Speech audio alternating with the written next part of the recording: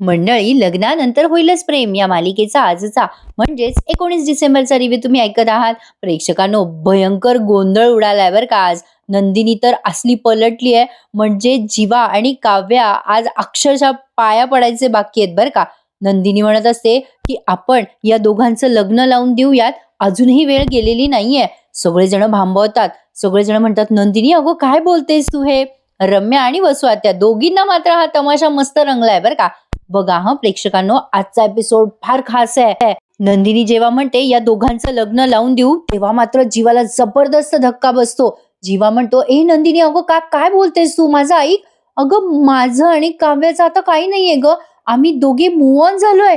अगं ए नंदिनी, माझं फक्त तुझ्यावर प्रेम आहे ग, तिच्यावर होतं त्यावर कित्येक पटीने जास्त प्रेम माझं तुझ्यावर आहे. नंदिनी आता त्या जीवाची कॉलर धरते बर का आणि ओरडून म्हणते, काय बोलताय तुम्ही जीवा, हे आणखीन किती खोटं बोलणार आहात जीवा, किती खोटं बोलणार आहात, किती वेळेला खोटं सांगणार आहात तुम्ही मला जीवा. त्या मोल्ड मधले हात तुमचे आणि काव्याचे होते, तुमच्या छातीवर टॅटू काव्याचा होता, तुमच्या आयुष्यातली ती मिसकेक काव्याच होती जीवा. तुम्ही ज्या मुलीवर प्रेम करत होता ती काव्या होती, तिच्या आठवणीत तुम्ही लग्न झाल्यावरही जुरत राहिलात. मी तुमच्या आयुष्यात फक्त आणि फक्त एक अडचण होते. हो जीवा, मी तुमच्या आयुष्यात केलेली तडजोड होती. नंदिनी जीवाची कॉलर धरून हे सगळं बोलत असते आणि सगळेजण अवाक होऊन नंदिनीकडे बघत असतात. नंदिनी आता जीवाला अशी लोटून म्हणते, हो हो जीवा, हे सत्य आहे, मी तुमच्या आयुष्यात कधीच नव्हते हो. म्हणजे तुमच्या आयुष्याचं सिक्रेट सुद्धा काव्या होती. तुम्ही तर मला एवढाही दर्जा दिला नाही की तुम्ही तुमचं सिक्रेट मला शेअर कराल. माझ्यावर तुमचं प्रेम आहे हे तुम्ही म्हणूच कसे शकता जीवा. नाही, तुमचं पहिलं आणि शेवटचं प्रेम म्हणजे माझी बहीण काव्या आहे. मला कळलंय हे जीवा. मी तुम्हाला लागलेली फक्त एक सवय, जी सवय नकळत लागते. नाही जीवा, ही सवय तुम्हाला ठरवून सोडावी लागणार आहे. तुम्हाला मला आता ठरवून सोडावं लागणार आहे जीवा. मी तुम्हाला लागलेली सवय आहे आणि तुम्हाला ती सोडावी लागेल. मी तुमचं लग्न लावून देईल, स्वतः माझ्या हाताने मी तुम्हा दोघांचं लग्न लावून देईल जीवा. नंदिनी जेव्हा असं बोलते तेव्हा जीवाला एवढं गिल्टी वाटत असतं प्रेक्षकांनो, विचारूच नका. खरं पाहायला गेलं तर तेव्हा जीवाची पण चूक होती. म्हणजे जरा अनालिसिस केलं मी, काव्या वेळोवेळी त्याला सांगत होती लग्न झाल्यावर की आपण आपल्याबद्दल घरच्यांना सांगूयात, पण जीवाने मात्र त्याच्या भावाचा संसार उद्ध्वस्त होऊ नये म्हणून ते पाऊल उचललेलं होतं आणि म्हणूनच तो नकार देत असतो काव्याला की नको सांगूस घरच्यांना. पण कदाचित प्रेक्षकांनो असं वाटतंय, जर यांचं खरंच एकमेकांवर एवढं प्रेम होतं तर त्यांनी त्याच वेळेला सगळं सत्य रिव्हील करायचं असतं, मग हे भावनिकरित्या गुंतले नसते ना, असं एक मला वाटतंय. प्रेक्षकांनो, काल तुमच्या कमेंट्स भरभरून आल्या, खरंच खूप छान वाटतं मला तुमचे ओपिनियन जाणून घ्यायला. तुम्हाला काय वाटतं या मालिकेबद्दल, आपल्या रिव्ह्यू बद्दल, खूप खूप छान वाटतं. असंच प्रेम आणि आशीर्वाद नेहमी असू देत आणि या प्रवासामध्ये नेहमी साथ द्या प्रेक्षकांनो. असो तर आता बघा पुढे काय होतंय. काव्या आता तिच्या बहिणीचा हा निर्णय ऐकते आणि तिलाही खूप धक्का बसतोय. तीही आता पार्थमध्ये भावनिकरित्या गुंतली आहे. आता हा निर्णय तिला कसा बरं पटणार. नंदिनी स्पष्ट सांगते की मी तुमच्या दोघांचं लग्न लावून देते. तेव्हा काव्या म्हणते, नाही ग ताई, अगं असं नको अनर्थ करूस ग आमच्यावर. अगं ताई, जीवा तुझेच आहेत ग, अगं असा अनर्थ करू नकोस ग, अगं जीवा तुझेच आहेत, अगं ताई जीवांचा जीव अडकलाय ग तुझ्यामध्ये. नंदिनी तिला म्हणते, काव्या अगं माझा पण जीव तुझ्यात अडकलाय ना, अगं तुझ्यावर विश्वास होता ग काव्या माझा. अगं जगात कोणावर नाही इतका विश्वास मी माझ्या बहिणीवर टाकला होता. खरंच सांग काव्या, मला मला का नाही सांगितलंस ग हे सगळं आधी. काव्या आता म्हणते, हो ताई, सांगणार होते. गृहप्रवेश केल्यानंतर लगेच मी तुला सांगणार होते की मला मला ह्यांच्या सोबत राहायचं नव्हतं, पार्थ सोबत. मी जेव्हा गृहप्रवेश करून घरात आले तेव्हा तू नव्हतीस ग या घरात. मी तुला सांगायच्या आधीच तू लग्न करून जीवाच्या बाजूला उभी होतीस ग ताई. मी तुला काय सांगणार होते ग त्यावेळेला. आता तेव्हा त्यावेळेचा सीन व्हिज्युअलाइज करून दिलाय. काव्यासाठी पण हा फार मोठा धक्का असतो. नंदिनी आणि जीवाचं लग्न. खरं तर जीवाने नंदिनीला त्यावेळेला सिंपती दाखवायला म्हणा किंवा काव्याला त्रास देण्यासाठी म्हणा, या नंदिनीशी जीवाने लग्न केलं होतं. काव्या म्हणते, ताई माझ्या पाठोपाठ जीवाशी लग्न करून तू या घरात आली ग ताई. अगं जीवाने हे सगळं का केलं हे मला एकटीला कळत होतं. आता मानिनीला आठवतं बरं का की जीवाच्या मनाचा मोठेपणा म्हणून जीवाने नंदिनीशी लग्न केलं असं मानिनी त्यावेळेला म्हटली होती. आम्हा दोघांनाही जीवाचा खूप अभिमान आहे आणि त्यावेळेला विक्रम पण म्हणले होते की बरं झालं दुसरं कोणाला नाही, माझ्या जीवाला सुचलं नंदिनीशी लग्न करणं. माझ्या जीवाने जे केलंय ते खूप कौतुकाचं आहे. हे सगळे त्यांचे शब्द विक्रम आणि मानिनी यांना आज तागायत आठवतायत आणि हे सगळं का झालं याची उकल पण त्यांना आज समजली आहे प्रेक्षकांनो. बाप रे बाप! भयंकर विषय आणि हेडॅक पण आहे हां. काही म्हणा तुम्ही. नंदिनी आता ते सगळं समजून उमजून घ्यायच्या विचारात नाहीये आणि मनस्थितीत पण नाहीये. एवढं सांगून सुद्धा नंदिनी म्हणते, "नाही गं काव्या, अगं हे जे तू सांगतेस ना, हे तू घरी आल्यावरच सांगतेस. पण मी जेव्हा मांडवात पोहोचले होते तेव्हा तुझं लग्न झालं होतं. माझं नव्हतं झालं लग्न काव्या. अगं हे जर तू मला तेव्हा सांगितलं असतं ना काव्या, खरंच सांगते तुला मी काव्या, तुझी ही ताई आयुष्यभर अविवाहित राहिली असती. फक्त आणि फक्त तुझ्यासाठी. फक्त एकदा मला सांगायचं असतं गं बाळा, पार्थसाठीचं हे लग्न तुझ्यासाठी अनर्थ आहे. अगं सोडवायचं असतं गं ताई मला. असं बोलली जरी असती ना, तरी मी काहीतरी केलं असतं गं काव्या. मी जीवाला माझ्याशी लग्नच करू दिलं नसतं. अगं निदान मला नाही, पार्थला सांगायचं असतं ना काव्या. अगं गावात नाही तर मुंबईत आल्यावर सांगायचं असतं. जर-तरच्या गोष्टी आहेत प्रेक्षकांनो.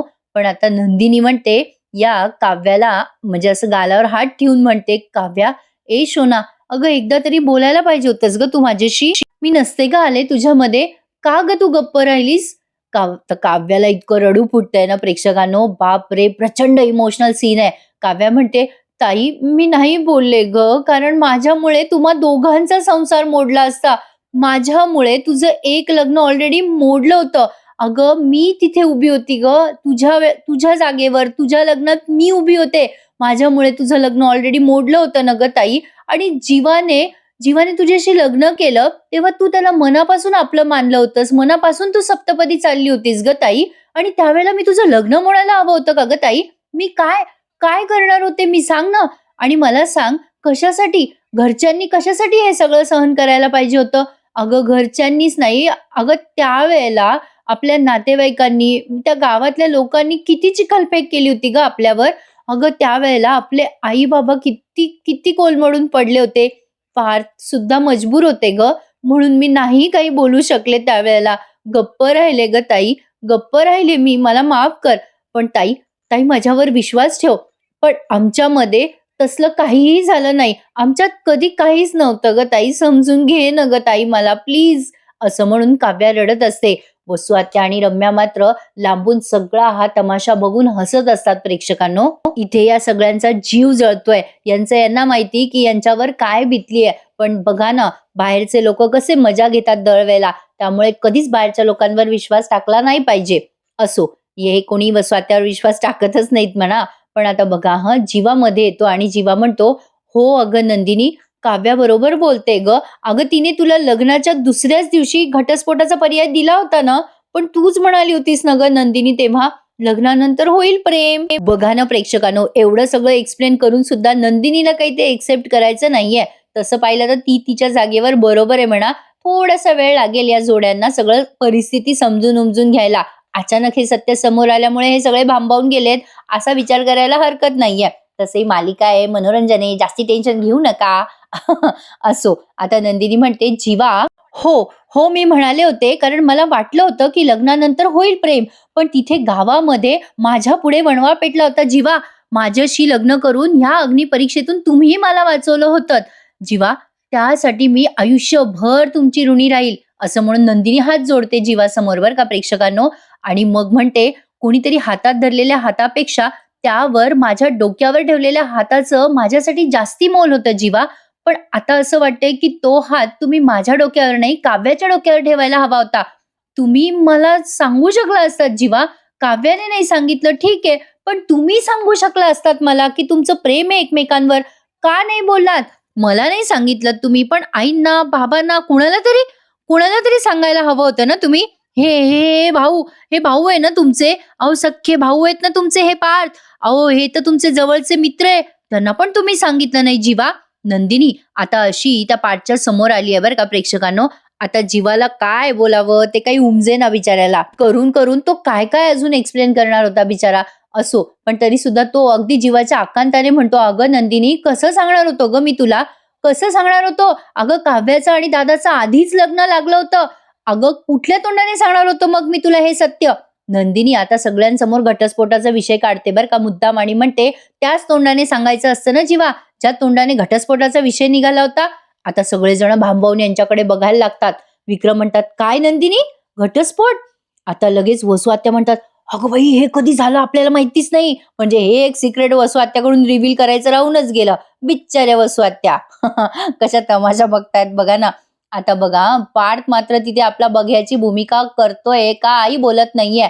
मला तर असं जाणवलं, की पार्थनं म्हणजे काल तुम्ही सगळेजण पण माझ्या मताशी सहमत होतात. खरं तर पार्थने ही सिच्युएशन समजून घ्यायला हवी होती. कारण या सगळ्यांमध्ये मॅच्युअर्ड आणि मोठा तोच आहे ना. असो, विक्रम आणि मानिनीला धक्का बसलाय. विक्रम जवळ येऊन म्हणतात, "ए अगं काय बोलतेस नंदिनी?"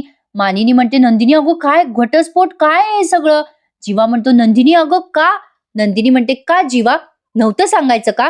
अहो अजून किती लपवणार आहोत आपण? जे वेळेत बोललो नाही म्हणून काय झालं दिसतंय ना तुम्हाला? तरी पण अजूनही सिक्रेट ठेवायची आहेत का तुम्हाला?" आता अचानक धक्का बसल्यासारखा पार्थ उभा राहतो आणि म्हणतो, "अजिबात नाही. आता अजिबात कुठलीच सिक्रेट नको. बरं झालं. हे सगळं बाहेर येतंय ना? येऊ द्या. आता हा लपंडाव थांबायलाच हवा. ऐका जीवा आणि काव्या नंदिनी बरोबर बोलतायत. आम्ही घटस्फोट दाखल केला होता आई बाबा." आता ते विक्रम घाबरतात बरं का आणि म्हणतात, "अरे काय रे हे पोरांनो?" आता हा पार्थ म्हणतो, "हो, नकोय मला हे लग्न. मला काहीच नकोय." असं जेव्हा तो बोलतो तेव्हा काव्याचे एक्सप्रेशन्स बघा. पार्थ म्हणतो, "काही कठीण जाणार नाहीये मला. माझ्या आणि काव्याच्या घटस्फोटानंतर होईल सगळं चांगलं." रम्या कशी गालातल्या गालात हसायला लागते बघा. विक्रम म्हणतात, "ए गप्प बसा पोरांनो, कसले घटस्फोट आणि कसलं काय काय काय कोणी वेगळं होणार नाहीये, शांत बसा." आता नंदिनी म्हणते, "नाही बाबा, आता वेळ निघून गेलेली आहे. आम्ही सगळ्यांनी आधीच घटस्फोट फाईल केलेला आहे." असं जेव्हा नंदिनी बोलते तेव्हा मानिनी आणि विक्रमला फार वाईट वाटतं आणि त्या नंदिनीच्या वडिलांना सुद्धा.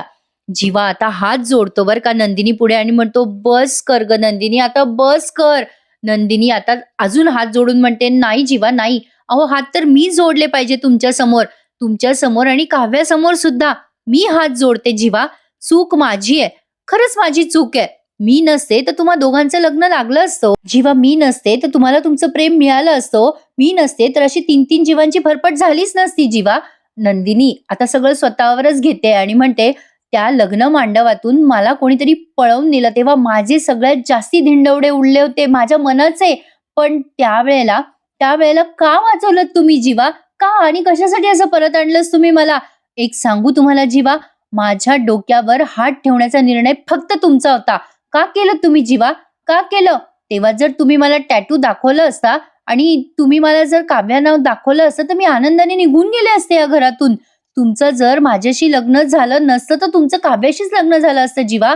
अजूनही वेळ गेलेली नाहीये जीवा. मी तुमच्या आयुष्यातून बाजूला होते आणि तुम्ही काव्याशी लग्न करा. अजूनही तुम्ही काव्याशी लग्न करू शकता." नंदिनी जेव्हा असं बोलते, तेव्हा या पार्थला जास्ती धक्का बसतोय. जीवा म्हणतो, "अगं काय बोलतेस नंदिनी, कळतंय का तुला?" नंदिनी म्हणते, "हो, मी बरोबर बोलतेय. लग्नानंतरचं प्रेम नकोच. लग्ना आधीचंच प्रेम जिंकू देत. 2 प्रेम करणारे जीव एकत्र येऊ देत." असं जेव्हा नंदिनी बोलते, तेव्हा घरच्यांना धक्का बसलाय. पण प्रेक्षकांनो, या दोघांनी आता पुढे जायचा निर्णय घेतला ना, आता ते एकमेकांमध्ये न गुंतता त्यांच्या पार्टनरमध्ये गुंतलेत आणि असं काही भावना बदलता येतात का हो? काहीतरीच आपलं. आता नंदिनीने हे बोलल्यानंतर तिचे वडीलही तिची साथ देतात बरं. अर्थातच नंदिनीचा हा निर्णय जीवा आणि काव्याला काही पटलेला नाहीये. विक्रम आणि मानिनीला सुद्धा पटलेला नाहीये. आता तिचे वडील येतात समोर आणि म्हणतात, "हो बेटा, चल. चल माझ्यासोबत तू घरी नंदिनी. तू जे बोलतेस ते अगदी योग्य बोलतेस. तुझा निर्णय मला पटलाय." आता या वडिलांनी मुलीची साथ द्यायचा प्रयत्न केलाय. ते म्हणतात, "माझं चुकलंच. मी काव्याला त्या दिवशी जबरदस्ती लग्नाला उभं केलं. तुझी यायची वाट मी बघितली नाही. खरं तर गावच्या आणि समाजाच्या प्रेशरला बळी पडलो. तेव्हाच तेव्हाच हे सगळं घडलंय. जाऊ दे आता नंदिनी, तू आता घरी चल. चल घरी." नंदिनीने तिच्या वडिलांचा शब्द झेललाय आणि पटकन तिची बॅग भरायला गेलीये रूममध्ये. का आता जीवा तिच्या मागे मागे पळतो बरं का. "नंदिनी अगं थांब नंदिनी." आता काव्या पण थांबवायचा प्रयत्न करते. विक्रम चिडतात आता त्या मित्रावर आणि म्हणतात, "काय चाललंय तुझं? अरे धनंजय, तुला काय कायमचा विषय संपवायचा आहे का?" धनंजय म्हणतात, या नंदिनीचे वडील, "विषय संपवणारच आहे मी. अरे मीच विषय संपवणार आहे. तुझ्या जीवानं आणि आमच्या काव्यानं जे केलंय ना, ते बघितल्यानंतर मला आता इथे थांबवलं जात नाहीये. स्वतःच्या 2 थोबाडीत मारून घ्यायची इच्छा होते माझी विक्रम. माझी मुलगी इतकी जड झाली होती का? तिच्या डोक्यावर जेव्हा जीवाने हात ठेवला, तेव्हा मी पण काही चौकशी नाही केली, विचारपूस नाही केली आणि मी मी खुशाल तिचं लग्न लावून दिलं. पण काव्या, काय गं? इतकं सगळं होत असताना तू एकही शब्द बोलली नाहीस. तुम्हाला असंही वाटलं नाही, की हे सत्य जेव्हा लोकांना कळेल तेव्हा काय वाटेल? नाही, तुला काय वाटलं होतं गं काव्या, की हे सगळं कधीच कोणाला कळणार नाही? असंच वाटलं होतं ना काव्या तुला? बोल काव्या, बोल. आता मात्र सासूबाई ठामपणे उभ्या राहिल्यात बरं का काव्याच्या पाठीशी. काव्याचे वडील खूप चिडतात तिच्यावर आणि म्हणतात, "तुला काय वाटलं होतं? खात्री होती का तुला, की हे सगळं कोणाला कळणार नाही? बोलतेस की नाही काव्या? बोल." आता मात्र मानिनीताई पुढे येतात आणि म्हणतात, "भाऊजी, प्लीज, प्लीज तुम्ही काव्याला काही बोलू नका हं. तिचं काहीही चुकलेलं नाहीये. तिने जे काही केलंय ना, ते आपल्या सगळ्यांचा विचार करून केलंय." मानिनी समर्थपणे काव्याची बाजू घेते बरं का. चला, कोणाला तरी काव्याच्या भावना कळल्यात. मानिनी म्हणते, "तुम्हाला कळत नाहीये का भाऊजी? अहो तिने घरच्यांचा, मोठ्या माणसांचा, घराच्या संस्काराचा विचार केलाय भाऊजी. तुमचेच चांगले संस्कार दिसतायत ना भाऊजी. अहो त्याविषयी बोलूयात आपण. तुम्ही तिला का दोष देताय?" आता लगेच वसू आत्या आणि रम्या असं तोंड कसं तरी करतात. मानिनी बाजू घेते म्हणून. मानिनी म्हणते, "अजिबात नाही. मी कोणाचं काही ऐकून घेणार नाहीये. माझ्या दोन्हीही सुनेचा दोष नाहीये आणि काव्याच्या बाबतीत तर कोणी बोललं तर मी अजिबात ऐकून घेणार नाहीये आणि सॉरी हां भाऊजी. काय आहे ना, मी नंदिनीला इथून तुम्हाला घेऊन जाऊ देणार नाहीये. अजिबात नंदिनी कुठेच जाणार नाही." आता ते नंदिनीचे वडील म्हणतात, "आणि जर नंदिनीलाच जायचं असेल तर काय करणार आहोत आपण?" जेव्हा ते वडील असे बोलतात नंदिनीचे, तेव्हा सगळ्यांनाच टेन्शन आलंय. आता काव्या फक्त रडत म्हणते, "बाबा असं का बोलताय तुम्ही?" प्रेक्षकांनो, आता इथून पुढचा सीन पण खूप सुंदर आहे हां. आवडतोय ना तुम्हाला आजचा भाग ऐकायला? मग प्लीज लाईक करायला विसरू नका आपल्या रिव्ह्यूला. बघा, आता जीवा आणि नंदिनीचा सीन दाखवलाय. अतिशय उत्कृष्ट डायलॉग आहेत आजचे जीवाचे हां. नंदिनी तिची बॅग भरत असते. जीवा पळत-पळत तिच्या मागे येतो आणि म्हणतो, "नंदिनी, अगं ऐक ना गं माझं. अगं 1 मिनिटं थांब ना." नंदिनी म्हणते, "कशाला अडवताय तुम्ही मला आता?